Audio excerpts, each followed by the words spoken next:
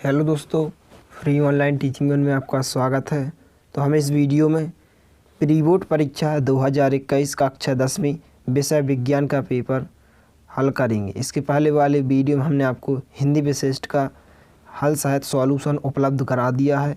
यदि आपने इसके पहले वाले वीडियो को नहीं देखा है तो आप हमारे चैनल की प्लेलिस्ट या डिस्क्रिप्शन में दी गई लिंक पर जाकर आप देख सकते हैं। इससे पहले यदि आपने हमारे चैनल को सब्सक्राइब नहीं किया है तो प्लीज़ सब्सक्राइब कीजिए, साथ में बेल आइकन को भी प्रेस कीजिए ताकि कोई भी वीडियो की नोटिफिकेशन आप तक सबसे पहले पहुंचे। तो चलिए वीडियो को स्टार्ट करते हैं।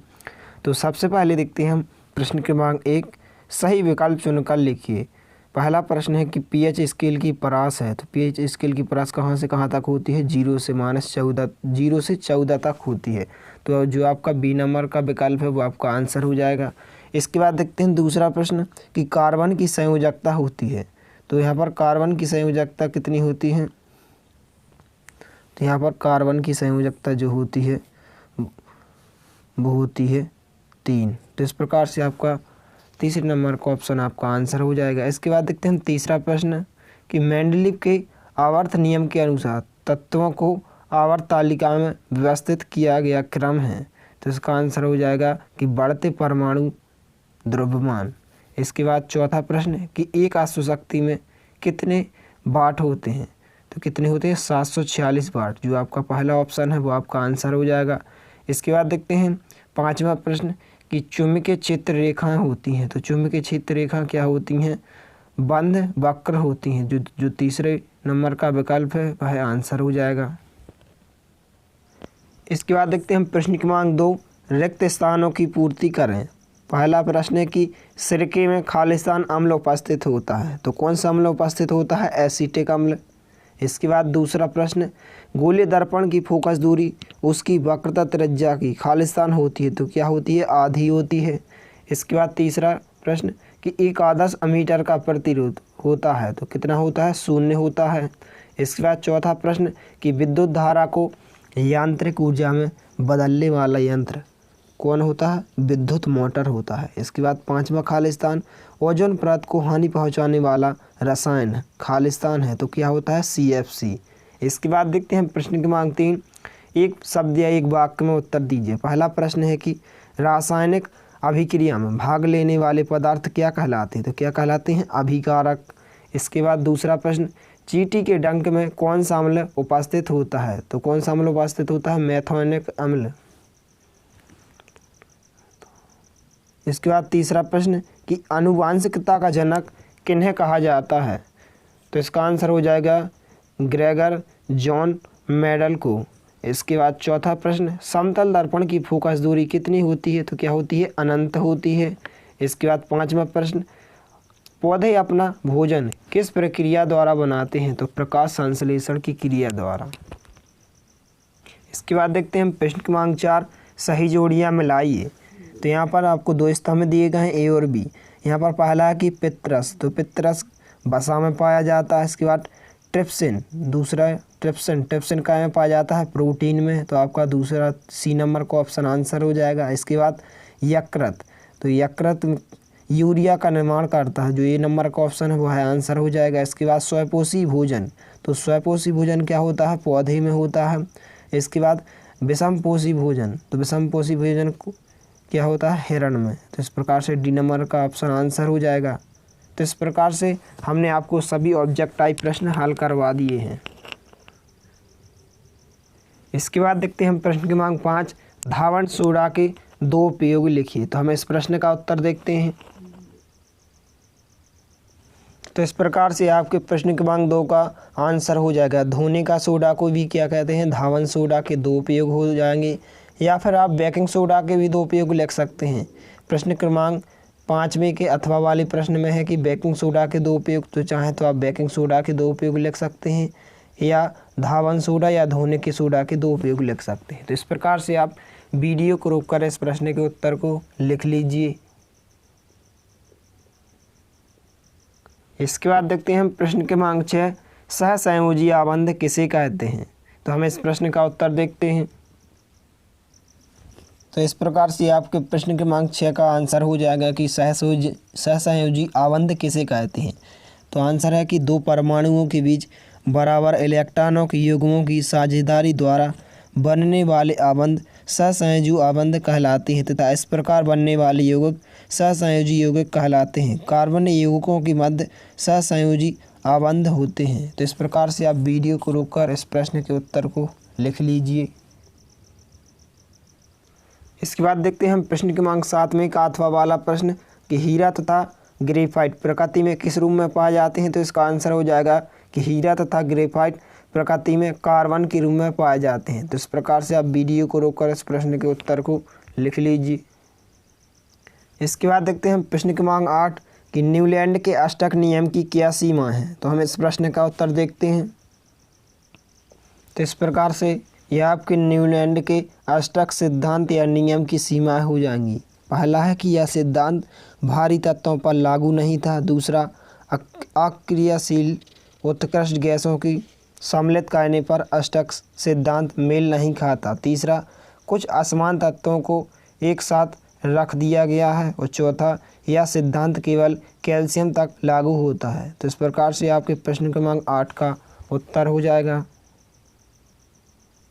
इसके बाद देखते हैं प्रश्न क्रमांक 9 का अथवा वाला प्रश्न अमीमा में द्विविखंडन विधि को लिखिए। तो हमें इस प्रश्न का उत्तर देखते हैं।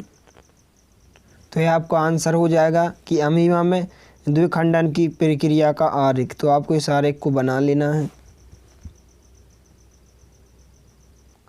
इसके बाद देखते हैं प्रश्न क्रमांक 11 का अथवा वाला प्रश्न तारे क्यों टिमटिमाते हैं।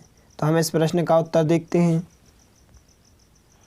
तो इस प्रकार से आपका आंसर हो जाएगा कि तारे क्यों टिमटिमाते हैं। तो इसका आंसर हो जाएगा, आप यहाँ से यहाँ तक लिख सकते हैं। इस आरेख को भी आप बना सकते हैं। तो इस प्रकार से आप वीडियो को रोककर इस प्रश्न के उत्तर को लिख सकते हैं। इसके बाद देखते हैं प्रश्न क्रमांक 12 फ्यूज तार किसे कहते हैं। तो हमें इस प्रश्न का उत्तर देखते हैं। तो इस प्रकार से आपका आंसर हो जाएगा कि फ्यूज तार क्या है या किसे कहते हैं। तो आपको यहाँ से यहाँ तक लिख लेना है। तो आप वीडियो को रोककर इस प्रश्न के उत्तर को लिख सकते हैं। इसके बाद देखते हैं प्रश्न क्रमांक 13 दो चुंबकीय क्षेत्र रेखाएं एक दूसरे को प्रतिच्छेद क्यों नहीं करती हैं। तो हमें इस प्रश्न का उत्तर देखते हैं।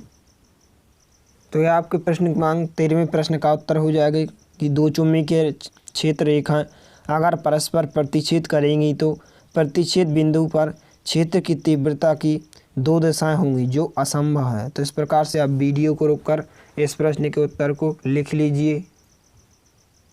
इसके बाद देखने वाले हम प्रश्न क्रमांक 14 का अथवा वाला प्रश्न कि उत्कृष्ट गैसों को पृथक समूह में क्यों रखा गया है। तो हम इस प्रश्न का उत्तर देखते हैं। तो इस प्रकार से आपके प्रश्न क्रमांक 14 के अथवा वाले प्रश्न का उत्तर हो जाएगा कि आपके अनुसार उत्कृष्ट गैसों को अलग समूह में क्यों रखा गया है। तो आप वीडियो को रोककर इस प्रश्न के उत्तर को लिख सकते हैं।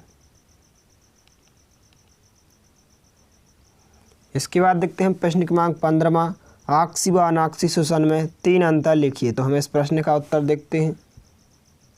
तो इस प्रकार से आपके प्रश्न क्रमांक 15वें प्रश्न का उत्तर हो जाएगा कि आक्सी शोषण या इसी को बोलते हैं वायवीय शोषण या अनाक्सी शोषण या अवायवीय शोषण। तो आपको इसमें से 3 अंतर लिखना है। कोई भी आप 3 अंतर लिख सकते हैं।